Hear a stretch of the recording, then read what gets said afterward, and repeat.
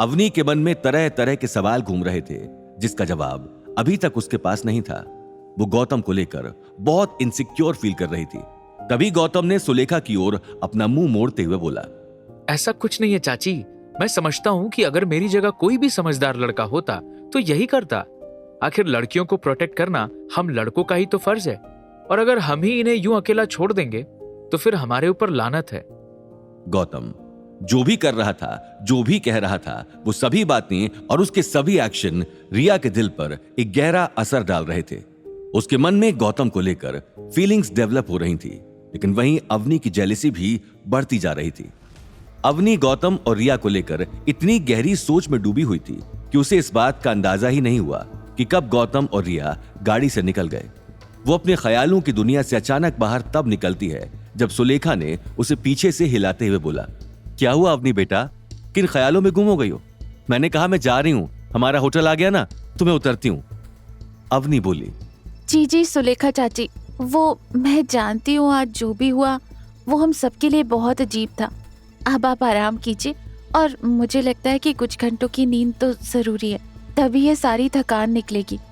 ऐसा कहकर अवनी की नजरें इधर उधर डोलने लगीं, जिसे देखकर सुलेखा ने बोला, हाँ बेटा वो तो ठीक है, लेकिन तुम इधर उधर क्या ढूंढ रही हो?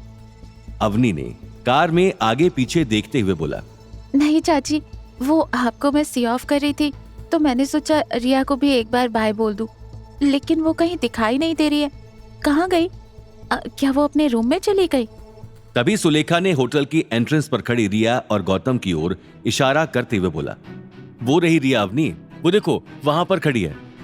जैसे ही अवनी ने नजर घुमाई, उसे हैरानी के साथ साथ बहुत गुस्सा भी आया, क्योंकि एंट्रेंस गेट पर रिया गौतम के साथ चिपक कर खड़ी हुई थी और ये चीज अवनी को हजम नहीं हो रही थी।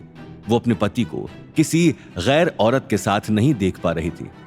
जहां सुलेखा चलते हुए गौतम और रिया के पास पहुंची, वहीं अवनी कार के नजदीक खड़ी होकर उन सभी को गौर से देखने लगी। उसे उन लोगों की बातें भी सुनाई दे रही थी। रिया नजरें झुकाए मुस्कुराते हुए गौतम के सामने खड़ी थी और उससे नजरें मिलाने की हिम्मत नहीं कर पा रही थी। तभी गौतम ने बोला, क्या बात है रिया, आखिर तुम मुझे यहाँ तक लेकर आई हो और अब चुपचाप नीचे मुंह किए खड़ी हुई हो? कम से कम बताओ तो सही कि बात क्या है। मुझे अवनी को लेकर घर वापस जाना है, वहां पर डैडी जी हमारी चिंता कर रहे होंगे। प्लीज जो भी है जल्दी बताओ, तुम्हें मुझसे क्या बात करनी है? इससे पहले रिया कुछ बोलती सुलेखा ने कहा, भाई मैं तुम दोनों के बीच में कबाब में हड्डी नहीं बनना चाहती, तो इसलिए मैं तो चली रूम में रेस्ट करने। और रिया जो भी तुम्हें गौतम से कहना है वो कह दो और फिर सीधे कमरे में चली आना। ऐसा कहकर हंसते हुए सुलेखा अपने रूम में रेस्ट करने के लिए चली गई। सुलेखा के जाने के बाद भी रिया की जुबान तो जैसे खुल ही नहीं रही थी, इसलिए गौतम ने अब एक तेज आवाज में बोला, बोलो भी, अब क्या इंपॉर्टेंट बात कहना चाहती हो? मेरे पास इतना टाइम नहीं है, अवनी मेरा इंतजार कर रही होगी।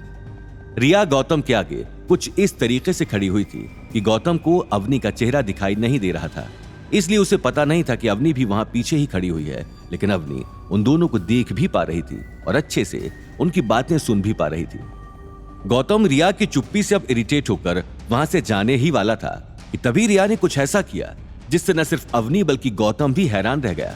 गौतम वहां से निकल ही रहा था कि तभी रिया अपने जज्बातों को कंट्रोल न कर पाई और उसने गौतम का हाथ पकड़ लिया। ये देखकर अवनी के मुंह से सिर्फ एक बात निकली, जिसका डर था वही हुआ।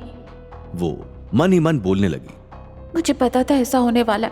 कि रिया की आंखों में गौतम के लिए मोहब्बत देखकर मैं समझ गई थी कि ये कोई ना कोई ऐसी हरकत जरूर करने वाली है जिससे सबसे ज्यादा परेशानी मुझे ही होगी, और वैसा ही हुआ। ऐसा सोचते हुए अवनी की आंखों से लगातार आंसू टपक रहे थे, लेकिन वो ये देखना चाहती थी कि आखिर गौतम क्या करता है। क्या वो बदले में रिया का हाथ पकड़ लेता है या फिर उसे झटक कर अवनी के पास आ जाता है। यही देखने के लिए जैसे तैसे अवनी अपनी हिम्मत बांधकर वहां पर खड़ी रही, क्योंकि वो जानती थी कि गौतम को नहीं पता कि वो वहीं पीछे खड़ी हुई है। गौतम को रिया का उसे इस तरह छूना और उसका हाथ पकड़ना बहुत ही अनकंफर्टेबल महसूस करवा रहा था, जिस वजह से गौतम ने बिना एक भी पल लगाए अपना हाथ वापस पीछे खींच लिया और बोला, रिया ये क्या कर रही हो? बात करनी है तो पीछे होकर बात करो, यूं हाथ पकड़ने का क्या मतलब है? तुमने मेरा बहुत टाइम ऑलरेडी वेस्ट किया है, अब जाओ यहाँ से। गौतम का रिएक्शन देखकर रिया घबराकर तुरंत होटल के अंदर चली गई। वहीं गौतम कार की तरफ जाने ही लगा कि उसने अवनी को देखा, जिसकी आंखों से लगातार आंसू बहते जा रहे थे। ये देखकर गौतम अंदर से हिल गया और फौरन दौड़कर अवनी के पास गया और उससे बोला, अवनी तुम रो क्यों रही हो? देखो जो कुछ भी तुमने देखा इसमें मेरी कोई गलती नहीं थी। ये सब कुछ रिया ने किया है।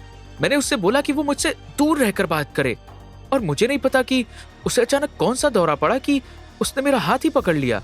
प्लीज अवनी, इसको गलत वे में मत लेना प्लीज। इस वक्त अवनी सिर्फ रो रही थी और वो गौतम की तरफ बिल्कुल नहीं देख रही थी। गौतम उसे मनाने की बहुत कोशिश कर रहा था, लेकिन अवनी चुप होने का नाम ही नहीं ले रही थी और रोते हुए कार की बैक सीट पर बैठ गई। गौतम को भी इस वक्त घर जाकर बात करना ही सही लगा और वो ड्राइवर सीट पे आकर गाड़ी चलाने लगा। पूरे रास्ते अवनी ने गौतम से कोई बात नहीं की और अपना मुंह सिर्फ खिड़की की तरफ करके बैठी रही। उसकी खामोशी से हमेशा से गौतम को नफरत थी, लेकिन इस वक्त उसे बिना किसी गलती के नफरत झेलनी पड़ रही थी। अब वो दोनों घर पहुंच गए थे और अवनी एकदम से ही कार से निकलकर अपने कमरे की ओर भाग गई। गौतम भी उसके पीछे पीछे जाने लगा कि तभी ड्राइंग रूम में बैठे अनिल ने गौतम को आवाज दी और अपनी तरफ बुलाया। आगे की कहानी जानने के लिए देखिए अगला एपिसोड सिर्फ पॉकेट एफएम के यूट्यूब चैनल पर और रॉयल वारिस के सारे एपिसोड्स को सुनने के लिए डिस्क्रिप्शन में दी लिंक से डाउनलोड करें पॉकेट एफएम ऐप।